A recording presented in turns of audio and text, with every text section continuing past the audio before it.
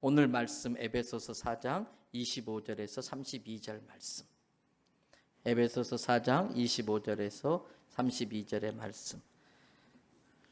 우리 다 같이 한 목소리로 함께 읽도록 하겠습니다. 그런즉 거짓을 버리고 각각 그 이웃과 더불어 참된 것을 말하라. 이는 우리가 서로 지체가 됨이라. 분을 내어도 죄를 짓지 말며 해가 지도록 분을 품지 말고 마귀에게 틈을 주지 말라.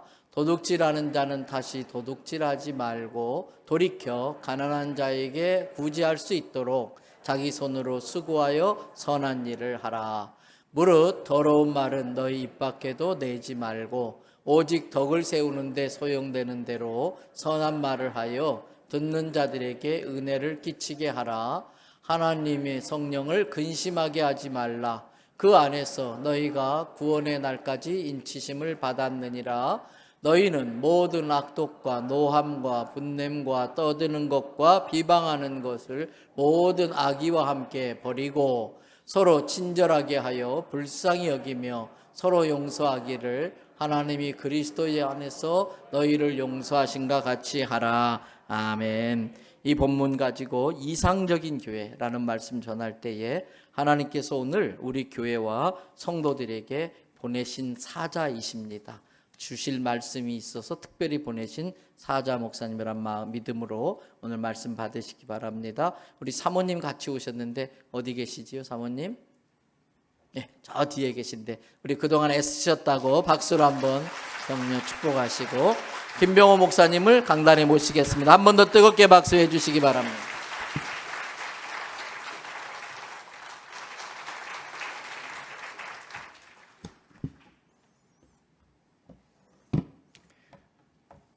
제가 사랑하고 존경하는 우리 임 목사님, 또 이렇게 임 목사님 섬기는 우리 대연 성결교회 한번 꼭 오고 싶었는데 이렇게 오늘 이렇게 오게 돼서 여러분과 함께 이렇게 또 복음을 가지고 만날 수 있어서 너무나 행복하고 그리고 감사합니다.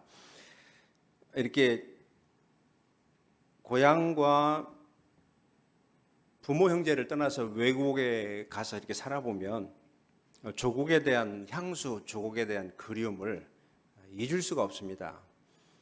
근데 이렇게 이번에도 이렇게 나와서 보면 엄청나게 대한민국이 이렇게 좋아지고 더 좋아지고 하는 그런 변화의 모습을 보면서 우리나라가 정말 대단하구나 하는 그런 생각을 다시 한번 하게 되고, 저는 비록 이 조국을 떠나서 그 디아스포라로 또 디아스포라 우리 사랑하는 성도들을 섬기는 그런 이민 목회를 하지만 새삼 내 조국, 여러분들이 지금 살고 있는 이 대한민국에 대한 아주 그 기쁨이 있고 자랑이 있습니다. 그런데요, 이렇게 어떤 분이 그런 글을 썼더라고요. 이렇게 외국에서 이렇게 한국에 와서 보니까 한국 사람들만 모르는 그 세 가지 진실이 있더라. 첫째는 한국이 얼마나 잘 사는 나라인지를 한국 사람만 모르고 있더라. 이제 그런 얘기하고요. 그다음에 두 번째는 한국이 얼마나 위험한 나라인지를 한국 사람만 모르고 있다고 그렇게 얘기해요. 정말 우리는 미국에 살면서요, 김정은이가 미사일을 쏘았다 그러면 막 더 기도를 세게 하고요. 조국에 대한 어떤 그 걱정이 많은데 한국 분들은 별 거기에 이렇게 감흥도 없는 것 같아요. 그리고 또 하나는 일본과 중국이 얼마나 대단한 나라인지를 한국 사람만 모르는 것 같다 이렇게 얘기하던데요. 그죠? 우리 일본 사람 그러면 무조건 제쳐놓잖아요. 우리를 침략한 사람들 해가지고 또 중국 사람 떼놈 이러면서. 그렇지만 그럼에도 불구하고 우리 대한민국, 우리 조국이 이렇게 세계에서 가장 자랑스러운, 제가 30년 전에 갔을 때 요즘으로 얘기하면 커스코 같은데 이렇게 딱 보니까 삼성의 VCR 하나가 딱 있었는데요. 그것만 보고도 가슴이 이렇게 뭉클했는데 여러분 아시다시피 지금은 최고의 가전제품, 최고의 컴퓨터, 그다음에 최고의 텔레비전 이런 것들은 제일 앞에 다 대한민국 제품이 있습니다. 좀 얼마나 자랑스럽고 얼마나 이렇게 감사한지 모릅니다. 여러분, 우리 대한민국의 그 사람들이 세계에 778만 명이 나가서 살고 있다 이렇게 얘기하죠. 세계에 가장 많이 흩어져 사는 나라가 1등이 대한민국이랍니다. 물론 많은 사람들이 흩어져 사는 것은 중국 사람들일 수도 있고 유태인일 수도 있지만 나라로 흩어진 나라로 얘기하면 대한민국이 최고로 많이 흩어져서 170여 개국에 나가서 그렇게 살고 있다고 그래요.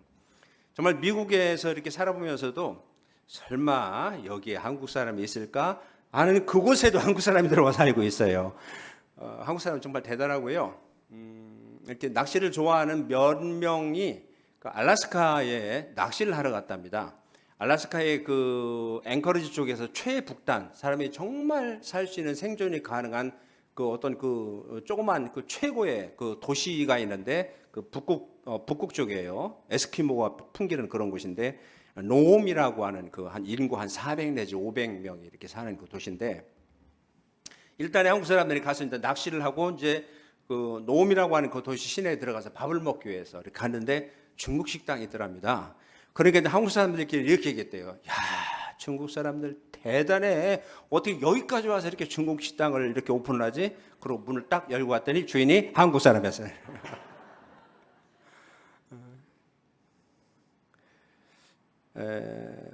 한국 사람은 정말 이렇게 대단하고요. 어떤 그 크루즈를 이렇게 타고 가는데 배가 전복됐대네요. 그래가지고 이제 구조선에 다 옮겨 타는데 딱 한 구조선만 그 3명의 정원이 더 탔대요. 그러니까 선장이 여러분 가운데 3명은 뛰어내려야 됩니다. 그렇지 않으면 우리 모두가 다 죽습니다. 그러니까 사람들이 일순간 조용하더라는 거예요. 여러분 누가 뛰어내리려고 하겠어요? 근데 조금 있다가 프랑스 사람이 딱 일어나더니 죽음도 예술이다 그러면서 뛰어내리더래요. 프랑스 사람 멋있잖아요.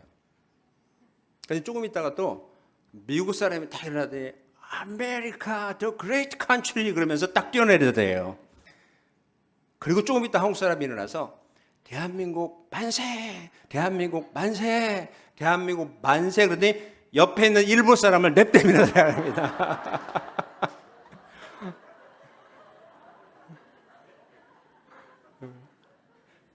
근데 이렇게 구석구석 흩어져 살고 있는 우리 한국 사람들이 가장 잘하는 게 있는데 그 얘기 들어보시는지 모르겠어요. 일본 사람들은 둘 이상 모이면 비즈니스를 세팅을 하고 중국 사람은 둘 이상 모이면 식당을 세우는데 한국 사람은 둘 이상 모이면 교회를 세운다라고 하는 말이 있어요. 정말 자랑스러운 유산이 아닐 수가 없습니다. 그래서 세계 어디에 가도 한국 사람들이 모이면 교회를 세웠어요. 공식적인 그 이민이 하와이 사탕수수 농장 이민이라는 걸 아실 거예요. 1902년인가요? 12월에 그 갤릭이라고 하는 상선을 타고 그 내리감육의 신자가 절반이 포함된 그 한 102명 정도가 하와이 가서 그 사탕수수 농장에서 가 있는 동안 6개월 만에 모콜라이라고 하는 농장에서 교회를 세웠어요. 그래서 하와이는 지금도요 100년이 넘는 역사를 가진 교회가 4개나 됩니다. 이렇게 정말 어리서나 이렇게 그 교회를 이렇게 세운 그런 이 한국 사람들 참 하나님이 기뻐하실 그런 일이라고 저는 믿고요. 축복하실 일이라고 저는 믿습니다. 오늘 우리는 이 또 하나의 하나님이 세우신 아름다운 교회에 앉아 있잖아요. 대연선결교회. 할렐루야. 여러분의 교회가 바로 여기에 있어요. 저는 이렇게 한번 여러분들에게 질문하고 싶어요. 교회 그러면 여러분들은 어떤 그 생각이 떠오르는지, 어떻게 다가오시는지, 여러분에게 교회는 정말 뭔지, 정말 교회를 다니신다면 교회에 대해서 한번 눈을 떠본 적이 있는지, 교회가 얼마나 신비하고, 교회가 얼마나 영광스럽고, 교회가 얼마나 아름다운 곳인지에 대해서 한번 눈을 떠보셨는지, 평생을 교회를 다니시는 분이라면 저는 여러분들에게 부탁드리고 싶어요. 이 교회의 영광, 신비, 능력에 눈을 떠보실 수 있기를 주님의 이름으로 부탁합니다. 굉장히 중요한 그런 문제 아닌가요? 저는 교회를, 왜 우리가 그런 얘기하죠? 사랑이 무엇이냐고 묻는다면 옛날 그 노래 가사에 눈물에 씨앗이라고 대답하겠어요 라고 하는 것처럼 교회가 무엇이라고 묻는다면 저는 주저없이 교회는 생명이라고 그렇게 대답할 수 있습니다. 왜냐하면 저에게 있어서 제 인생 최초의 교회는 저에게 생명이었어요. 저는 전기도 들어오지 않는 시골에서 태어나서 자라는데요. 제가 6살 때에 그 아주 몹쓸 병에 걸려서 도립병원에서 사형 선고를 받고 죽어가고 있었습니다. 하루에 17가지 약을 먹고요. 저녁에는 기침이 시작되면 멎을 줄 모르고 가끔씩 울컥하면서 핏덩이가 검붉은 핏덩이가 터져나오는 것을 보면서, 그리고 밤에는 지금 생각하면 그게 영적 전쟁이었는데 어떤 그 정말 보이지 않는 영에 시달리면서 그렇게 채 피지 못하고 저는 죽어가고 있었습니다. 근데 그때 저희 동네에 아주 초라한 교회가 하나 있었어요. 하나님은 그 교회를 통해서 저를 찾아오셔서 죽어가는 저를 살려주셨어요. 그래서 제가 목사가 됐습니다. 그러니까 많은 사람들이 오늘날 교회라고 정의할 때 교회는 뭐 크다, 작다, 뭐 좋다, 나쁘다, 도시교회다, 시골교회다 이렇게 정의하지만 저는 그렇게 정의하지 않습니다. 교회는 생명입니다. 단 한 사람을 살릴 수 있는 교회는 생명입니다. 이 대연교회도 생명인 줄 믿습니다. 지금까지 하나님의 잃어버린 많은 영혼들을 구해오는 역할을 하셨고 앞으로도 부산의 복음화를 넘어서 열방에 생명을 살리는 그 생명의 교회가 될 수 있을 줄로 믿습니다. 그래서 여러분, 제가 이렇게 살고 있던 동네에 큰 절이 있었어요. 수덕사라고요. 수덕사를 아시나요? 범호사밖에 모르시나요? 근데 나중에 제가 이렇게 보니까 수덕사가 정말 큰 절이었어요. 그 조계 중에 5개의 총림 가운데 한 대표 그 패밀리라고 들었고요. 유명한 그 스님들이 거기에서 많이 이렇게 있었다고 그러는데, 오죽하면 이 제가 다니던 초등학교 이름도 수덕초등학교였고, 봄 가을로 2번씩 소풍 갈 때 그 수덕사로 가가지고 12번을 수덕사로 소풍을 가서 수덕사의 구석구석을 제가 너무나 잘 압니다. 지금 이렇게 생각해 보면 사람들이 동네에서 텃밭에서 뭐 나무를 길러서 돈 한 푼이라도 벌기 위해서 그걸 가지고 수덕사에 가서 팔았습니다. 인생에 문제가 생기면 뭐 쌀 한 말, 뭐 쌀 몇 대 가지고 그 문제를 해결하기 위해서 수덕사로 달려갔습니다. 수덕사에서 이렇게 그 고아들을 키웠는데요. 그래서 저희들하고 같이 학교를 다니는데요. 저희들이 싸우는 그때 유일한 간식은 그 누룽지라고 아세요? 예. 저희들의 그 누룽지는 거의 함량이 다 보리쌀인데 수덕사에서 온 아이들은 하얀 쌀밥 누룽지를 먹었어요. 뭐 들리는 소문에 의하면 그 수덕사 밑에 반경 10km의 모든 땅이 다 절이라고 하는, 절거라고 하는 얘기를 들으면서 살았습니다. 그만큼 수덕사는 그 지역을 압도하고 있었습니다. 거기에 비해서 제가 다니던 제 시골 교회는 너무나 보잘것없고 초라했어요.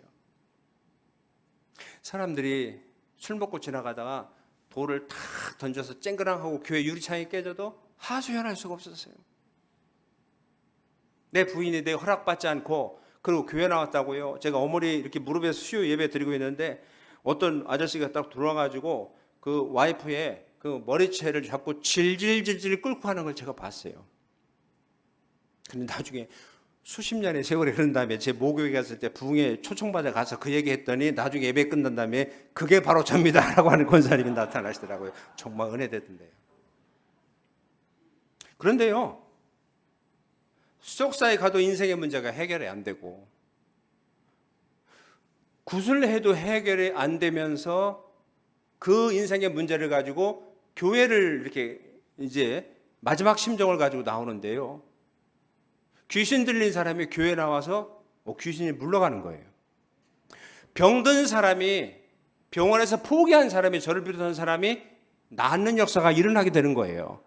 옛날에는요, 여기도 대한교회도 기둥인데 이 귀둥이다가요 이렇게 그 귀신 들린 사람을 이렇게 묶어놓고 굉장히 포악하잖아요. 아우러브 컨트롤이잖아요. 그러니까 전사님이 저와 사람에게는 귀신이 들어갔기 때문에 인격적으로 대화만 안 된다고 조용히 해 이러면서 막 우리 같이 기도시키는데요. 아까 우리 여기 찬양 인도하는 사모님이 뜨겁게 기도하도 우리에게 여러분 막 열심히 기도하라고 열심히 여러분 기도하지 않으면 저 사람 속에 들어가 있는 악한 영의 마귀가 제일 약한 여러분에게 들어온다고 그래가지고 목숨 걸고 기도한 적이 있어요. 그런데요, 그러면서 교회가 하나씩 시골 교회지만 그 지역의 영역을 장악하고 지배하기 시작했습니다. 그러면서 지금은 교회가 절보다 수석사보다 훨씬 더 그 지역을 영적으로 압도합니다. 이게 교회였습니다. 교회는 생명이었습니다. 할렐루야. 우리 대연교회도 저는 그런 역할을 해왔고 앞으로 그런 생명의 역할의 지경을 훨씬 더 확장시켜 나갈 수 있을 것이다라고 믿습니다.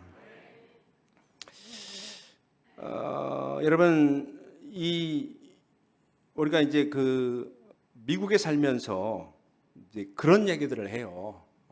세 가지를 이렇게 이민 생활에서 잘 만나야 된다고 그러는데, 하나는 변호사를 잘 만나야 된다.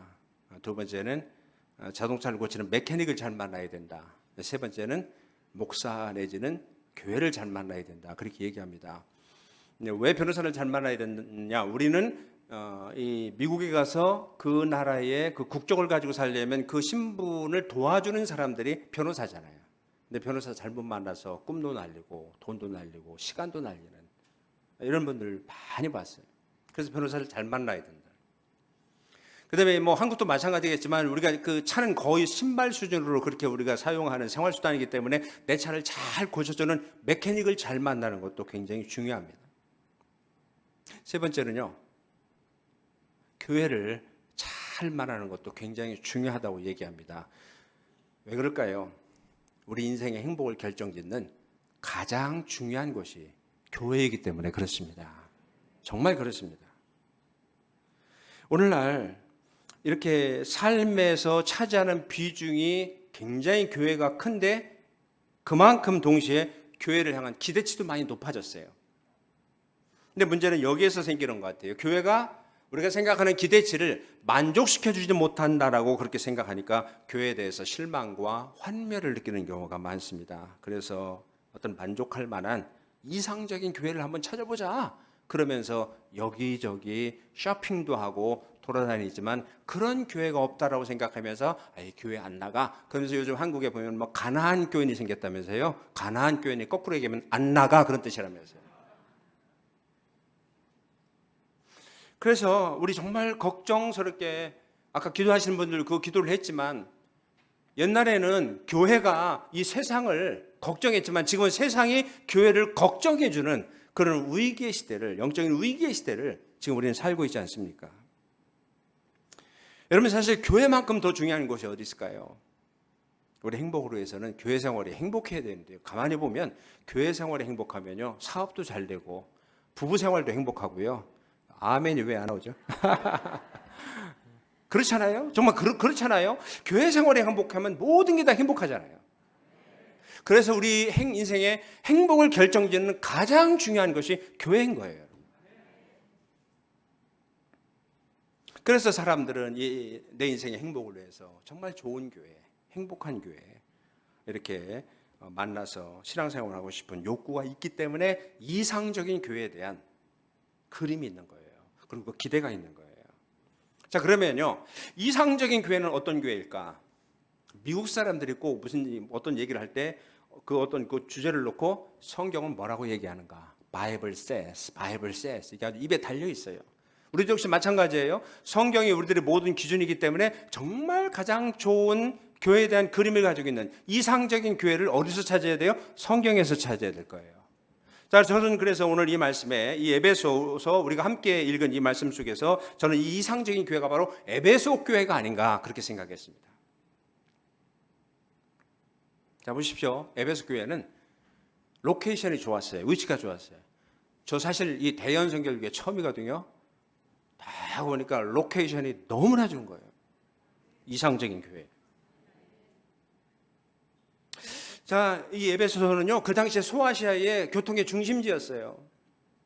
그 다음에 두 번째로 이상적인 교회가 되려면 문화적인 배경도 중요한데 이 점에서도 에베소 교회는 합격이에요. 왜냐하면 주전 400년 전에 이미 도로가 포장됐었던 그런 도시라고 그러잖아요. 경제적으로도요, 에베소는 물물교환의 중심지였음에도 풍요로운 도시였어요. 이상적인 교회의 또 하나의 중요한 조건은 누가 창립했느냐인데 사도 바울이 창립을 했어요. 그 다음에 또 이렇게 훈련된 제자도의 리더십이 중요한데 에베소 교회는 사도 바울이 거기에 몇 년 동안 3년 동안이나 묵으면서 제자 훈련을 시켰던 그런 교회가 바로 에베소 교회였어요. 그러니까 에베소 교회는 이상적인 모든 교회의 조건을 다 갖춘 교회라고 보시면 돼요. 그런데 오늘 우리가 이 본문의 말씀에 나타나는 에베소 교회의 모습을 보면 에베소 교회는 우리가 기대하는 것과 많이 다르다는 느낌이 들지 않으세요? 구체적으로 한번 살펴보실까요? 성경 한번 이렇게 보시면 아까 제가 스크린 좀 이렇게 띄워달라고 부탁을 했는데 25절 한번 띄워줄 수 있어요? 예, 같이 읽어볼까요? 시작. 그런즉 거짓을 버리고 각각 그 이웃과 더불어 참된 것을 말하라. 이는 우리가 서로 지체가 됨이라. 이게 바울이 어느 교회에 얘기하는 거라고요? 에베소 교회. 가장 이상적인 에베소 교회. 그런데 뭐라고 얘기하죠? 거짓을 버리고. 에베소 교회에 거짓말하는 사람들이 많이 있었던 것 같아요. 그 다음에 26절부터 27절. 자, 시작. 분을 내어도 죄를 짓지 말며 해가 지도록 분을 붓지 말고 마귀에게 틈을 주지 말라. 왜 우리가 한국말로 그런 얘기, 버럭교인이라고 툭 하면 화를 내고 혈기를 부리는 그런 사람들이 에베소 교회에도 많이 있었던 것 같아요. 그 다음에 28절 같이 읽어요. 도둑질하는 자는 다시 도둑질하지 말고 돌이켜 가난한 자에게 구제할 수 있도록 자기 손으로 수고하여 선한 일을 하라. 와, 에베소 교회에 도둑놈들도 있었던 것 같아요. 도둑놈들. 그 다음에 29절 한번 읽어보실까요? 시작. 무릇 더러운 말은 너 입 밖에도 내지 말고 오직 덕에 소용되는 대로 선한 말을 하여 듣는 자들에게 은혜를 끼치게 하라. 아멘. 말을 함부로 하고 중상모략하고 그런 사람들이 에베소 교회도 많이 있었던 것 같아요. 여러분, 이게 우리가 볼 때 이상적인 교회인 에베소 교회의 모습이었어요. 우리가 생각하는 이상적인 교회의 그림과는 너무 다르다는 생각이 안 드세요? 막 거짓말하고 혈기 부리고 그다음에 도둑질하고 말 함부로 하고 그런 것들. 우리는 이상적인 교회 그러면 어떤 교회를 얘기하죠? 성자들이 모인 곳, 천사들이 모인 곳. 그러나 예수님이 말씀하시는 이상적인 교회는 뭐죠? 죄인들이 모인 거예요. 내가 의인을 부르러 온 것이 아니라 죄인을 부르러 왔다고 예수님 말씀하셨잖아요. 왜 우리가 오늘날 교회를 보고 실망합니까? 우리가 너무 교회에서 천국을 기대하기 때문에 그런 것 같아요. 여러분, 이상적인 교회는 천국이 아니에요. 여기는 천사의 교회가 아니에요. 그러니까 교회에서 너무 천사를 기대하지 마세요. 제가 참 좋아하고 존경하는 천사 같은 우리 임소국 목사님도 사실은 천사는 아닙니다. 저녁 먹기 좀 힘들겠는데요. 솔직히 여러분들도 천사는 아니잖아요. 그렇다고 악마라는 얘기는 아니잖아요.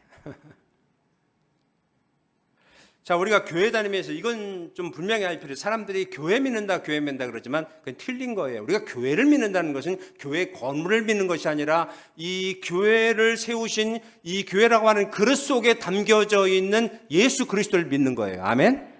그러니까 그릇은 깨지고 흠이 있을 수 있지만 그 그릇 속에 담겨져 있는 보물 대신 생명과 구원 대신 예수 그리스도는 흠이 있는 분이 아니라 우리의 생명을 구원할 수 있는 분이에요. 우리는 그 예수 그리스도를 믿는 줄 믿습니다.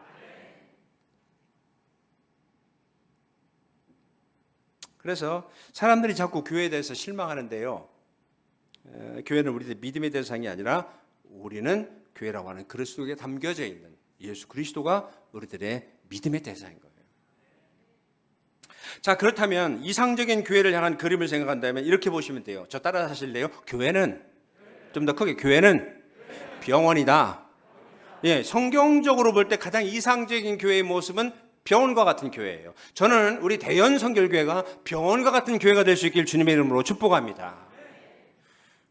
여러분, 병원이라면, 교회가 병원이라면 뭐죠? 그죠? 뭐 죄인들로 가득하고 어떻게 보면 교만하고 혈기 부리고 자기 잘난 맛에 살면서, 그리고 남들로부터 인정이나 받으려고 하는 이기적이고 상처가 많고 각종 뭐 이런 것 저런 것에 중독된 그런 사람들이 모여서 하나님을 알고 하나님의 사랑을 알고, 그래서 변화되는 그런 치료와 구원의 장소가 바로 교회 되는 거예요. 그게 진짜 교회인 줄 믿습니다. 그래서 교회는 병원과 같은 곳이 돼야 되는 거예요. 더 리얼하게 표현하면 어떤 목사님이 표현대로 교회는 돌탕들의 모임이라고 그랬어요. 돌탕이 뭔지 아세요? 돌아온 탕자. 들탕들의 모임이 되면 곤란하지 않겠어요? 덜 돌아온 탕자. 그러니까 우리는 교회에 대한 기대치가 너무 높아요. 그러니까 교회에 대해서 너무 어떤 그 실제적이기보다는 너무나 이상적인 것 같아요. 여기서 문제가 생깁니다. 왜냐하면 기대가 높을수록 상처가 많아요. 제가 이렇게 한국도 살아보고 미국도 살아보니까 우리 대한민국 사람들이 다 좋은 것도 많지만 세계에서 가장 많이 상처를 주고받으며 살아가는 사람들인데 왜 그런 줄 아세요? 너무 기대를 많이 해요.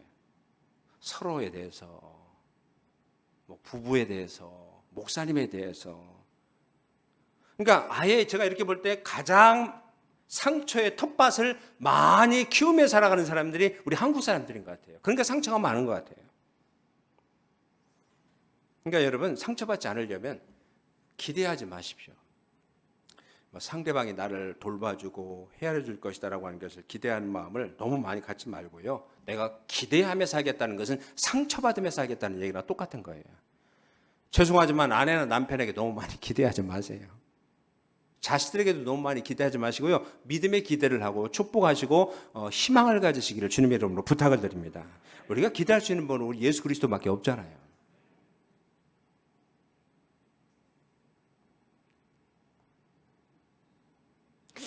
자,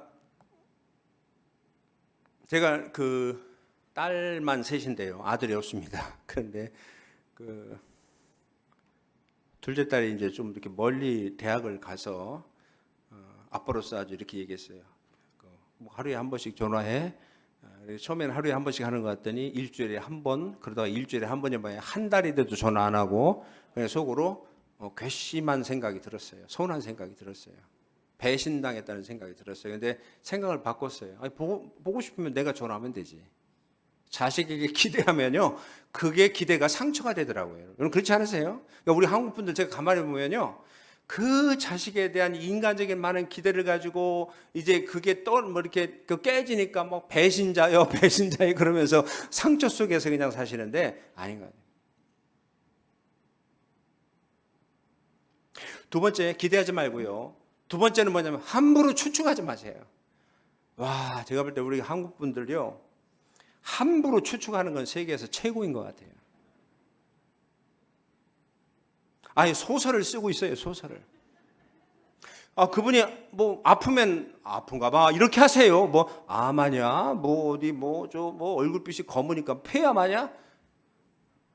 제발 추측하지 마십시오.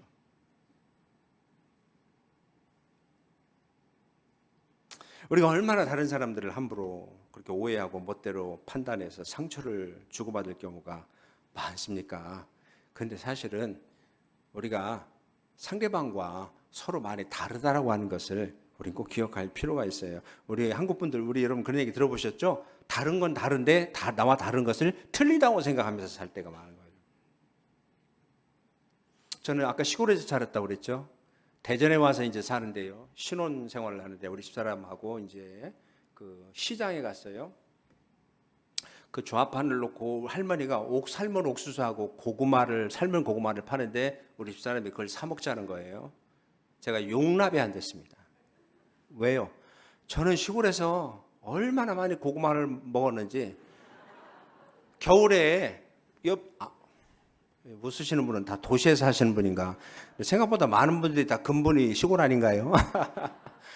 그 겨울에 그 옆방에다 고구마 통과리라고 하는 것을 만들어 놓고, 그 다음에 겨울은 보통 점심은 배추김치와 고구마를 먹고요. 봄에 썩은 냄새가 날 때까지 고구마를 먹어서 저 정말 고구마하고 화해한 거는 불과 얼마 안 됩니다. 그런데 그 고구마를 돈 주고 사 먹겠다? 용납이 안 되는 거예요. 그 다음에 저는 시골에 살면서 달걀이 얼마나 귀합니까? 그래서 이 달걀을 가지고 주일학교를 다니면서 헌금을 냈어요. 달걀을 조심스럽게 가져가면 그 시가에 따라 5원, 6원 이렇게 헌금을 쳐줬어요. 왜?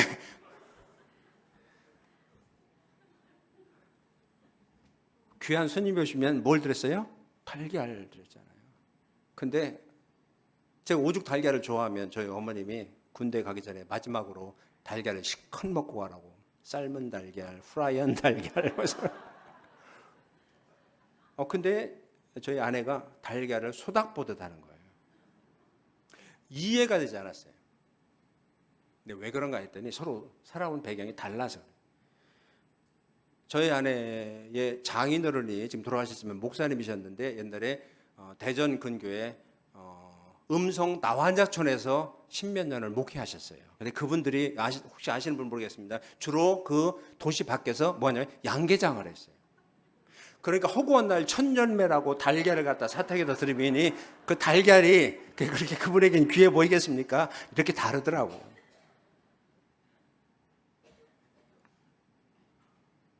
여러분, 그러니까 우리도 교회에 대해서요, 그런 어떤 인간적인 기대, 뭐 교회 나오면 뭐 서울대학, 연세대학 뭐 이런 데만 가고 뭐 교육 걱정 없고 문제 다 해결되고 천사들만 만날 것이고 만사 형통해. 이건 인간적인 기대예요. 그 내가 교회를 통해서 도움받겠다라고 하는 것보다는 상처받겠다라고 하는 얘기일 수 있어요. 오늘 말씀이 우리 가르쳐 주는 것은 교회는 병원이라는 거예요. 그리고 병원은 정상적인 사람이 올 필요가 없어요. 그죠? 병들고 문제 있는 사람이 교회에 오는 것처럼 교회는 나 같은 죄인이 모인 곳입니다. 문제와 아픔과 상처를 가지고 인생의 무거운 짐을 가지고 하늘의 위로를 받기 위해서 오는 곳이 교회인 줄 믿습니다. 저는 우리 대연교회가 바로 그런 교회라고 믿습니다. 여러분, 교회가 병원이라면 병원에서 중요하게 나타나야 될 가장 중요한 것이 뭐죠? 치료의 역사가 나타나야 됩니다. 그러니까 치료의 역사가 나타날 수 있는, 그렇다면 분위기를 만들어야 돼요. 여러분, 오늘 이 말씀에서 바로 이 사도 바울이 이 치유의 분위기를 만들어주는 구체적인 방법을 우리에게 얘기해 주고 있는데요. 32절 말씀 한번 비춰주시고 우리 같이 읽으실까요? 32절입니다. 시작. 서로 친절하게 하며 불쌍히 여기며 서로 용서하기를 하나님이 그리스도 안에서 너희를 용서하신 것 같이 하라. 아멘. 여기서 서로 인자하게 여기며, 옛날 성경 그랬거든요. 인자하게 여기며 친절하게 여기며 불쌍히 여기며. 왜냐하면 첫째는요, 교회가 병원과 같아지려면 교회는 용납하는 분위기가 있어야 돼요. 용납할 수 있어야 된다는 거예요. 여러분, 그래 치료가 가능하지, 잘못된 것을 꼬집는 분위기라면 그것은 바람직한 것이 아니죠. 여러분, 중풍 걸린 환자가 병원에 찾아온 것은 이 중풍 때문에 숟가락질을 하지 못해서 그걸 고치러 왔는데 숟가락질을 못한다고 나무라면 되겠습니까? 모나고 이기적인 성격을 고쳐보려고 교회에 왔는데 모나고 이기적이라고 흉보면 그 치유의 역사가 있겠습니까? 교회는요, 용납하는 분위기가 돼요. 저는 이렇게 보니까 우리 대연성결교회는 정말 용납하는 그런 교회인 줄로 믿습니다. 어떤 목사님이 예배를 이렇게 드린다. 죄송합니다. 혹시 오해하지 마시고요.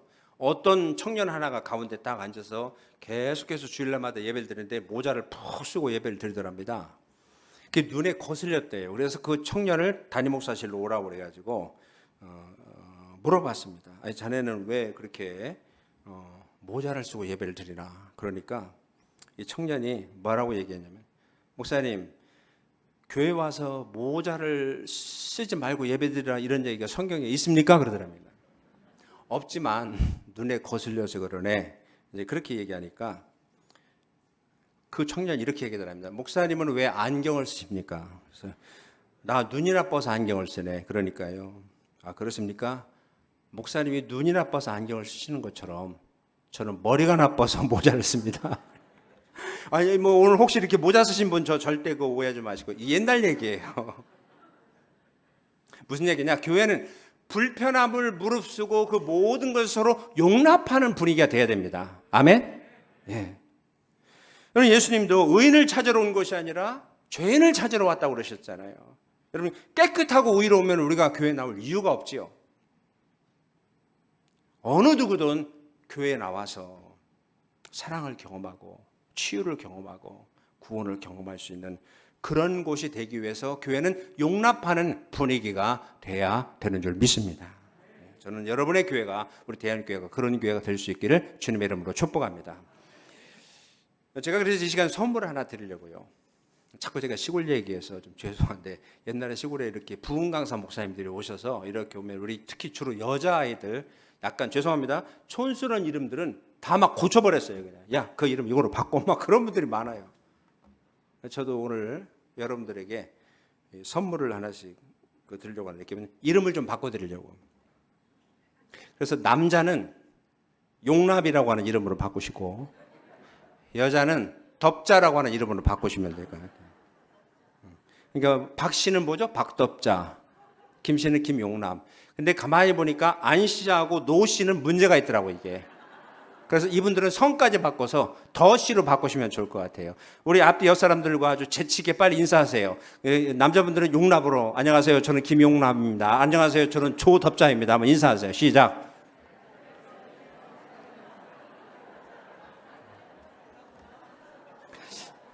여러분 진리는 단순합니다. 우리가 무슨 뭐 이렇게 거창한 뭐 진리를 가지고 은혜를 받아도요. 어디서 무너집니까? 현실이 얼마나 무서운 영적인 세력인데요. 우리가 아무리 여기서 많은 진리와 은혜를 가지고 머금고 나가도 현실 앞에서 우리가 다 타협하고 쓰러지고 넘어질 텐데 여러분 간단하게 이거 붙드세요. 나 오늘부터 내 이름 바꾸겠다. 내 용납으로 살겠다. 내가 덥자로 살겠다. 여러분 그렇게 살 수 있기를 주님의 이름으로 축원합니다. 그다음에 두 번째 이 교회의 분위기가 이렇게 치료받는 분위기를 만들어내기 위해서는 뭐냐면 가족적이어야 되잖아요. 긍정적이어야 되잖아요. 밝은 분위기가 되어야 되는데요. 저는 우리 대연성결교회 더할 나위 없다고 그렇게 믿습니다. 제가 유타주에서 목회를 한번 해본 적이 있어요. 혹시 아시나요? 몰몬들이 세운 유타주 솔트레이크 시티에서 목회를 했는데 이 지금도 몰몬들은 그 지역 전체 하나의 주를 다 장악하고 있잖아요. 그러니까 개인적으로 몰몬들에게 술을 팔 수 있는 가게 라이센스를 주정부가 주지 않고 주정부가 가지고 술을 팝니다. 그만큼 줄이겠다는 거예요. 그 다음에 로또 안 팝니다. 근데 재밌는 거는요. 미국 50개 주에 이렇게 통계해 보면 알코올 중독자가 가장 많은 곳이 어디냐면 유타주예요.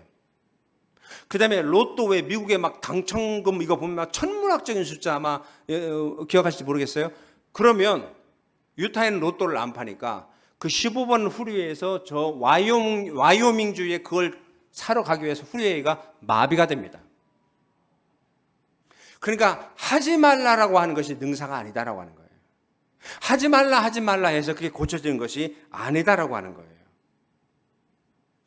이 사실을 바울은 알았어요. 그래서 28절에 보면 도적질하는 자는 다시 도적질하지 말고라고 한 다음에 대안을 얘기하죠. 돌이켜 빈궁한 자에게 구할 것이 있기 위해서 제 손으로 선한 일을 어떻게 하라? 하라. 하지 말라라고 한 다음에 이렇게 하라. 이렇게 대안을 얘기하는 거예요. 29절에도 무릇 더러운 말은 너 입 밖에 내지 말고 덕을 세우는데 소용이 되는 대로 선한 말을 하여라.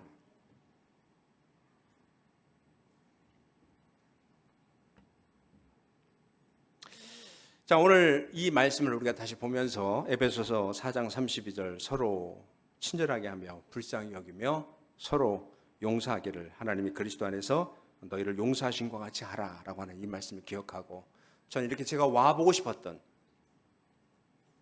이 대연성결교회 바로 정말 제가 존경하고 사랑하는 목사님과 함께 동행하는 여러분들의 이 모습 속에서 지금까지 이 대연교회가 부산 지역의 복음화와 함께 생명이 있는 교회였다면 이제는 교단을 뛰어넘어 온 열방에 정말 잃어버린 많은 영혼들을 구원하는 생명이 넘치는 교회가 될 수 있기를 주님의 이름으로 축복합니다.